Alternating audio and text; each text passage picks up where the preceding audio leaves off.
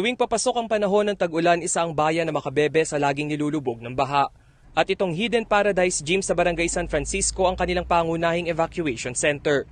Pero dahil sa COVID-19 pandemic, na-convert ito bilang vaccination site. Dito inaabutan namin ang 65-year-old na si Nanay Arceli na nakaschedule para sa second dose ng kanyang bakuna. Ayon sa kanya, tama na unahin ang rollout sa COVID-19 vaccine. Tila bahagi na raw ng kanilang buhay ang bahadala ng ulan at high tide. Importante yung bakuna. Siyempre, marami kang kasama sa bahay. Kawawa naman pagka nagkasakit ka, maawa sila. Tulad ni Nanay Arceli, ang kapwa niya senior na si Nanay Carmencita ikinatuwa rin ng gumugulong na pagbabakuna sa kanilang bayan. Siyempre, pag nagka-COVID ka, quarantine ka nila. May hiwalay ka sa family mo. Sana yung kasing edad ko, na senior na, magpabakuna na para safe tayo. Ayon kay Municipal Disaster Chief Jomel Cruz, hindi naman nila isinantabi ang peligrong hatid ng mga bagyong darating.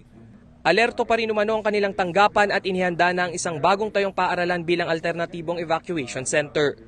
Mayroon itong 10 silid na kayang i-accommodate ang 20 katao.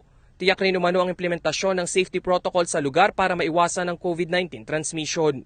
We will be using the San Roque Elementary School building, which is new and hindi pa siya nagagamit as the new temporary evacuation center.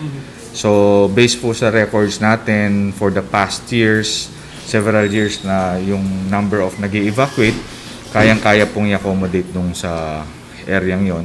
Sa nakalipas na mga taon, 35 families ang maximum o pinakamaraming bilang ng lumikas ang naitala ng MDRRMO sa kanilang evacuation center na may kapasidad para sa 250 families. Sanay man sa mataas na tubig ang mga residente na makabebe, hindi umano ito rason para magpakakampante lalo na sa pabago-bagong lagay ng panahon. On our part, we are very confident na i-give up yung purpose talaga ng evacuation center for a more important purpose, which is the vaccination site, no? And instead come up with another alternative as an evacuation center.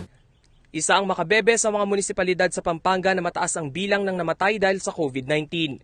Base sa June 5 Bulletin ng Bayan, 34 na ang namatay, 388 ang kumpirmadong kaso kung saan 43 ang active cases at 311 naman ang gumaling na.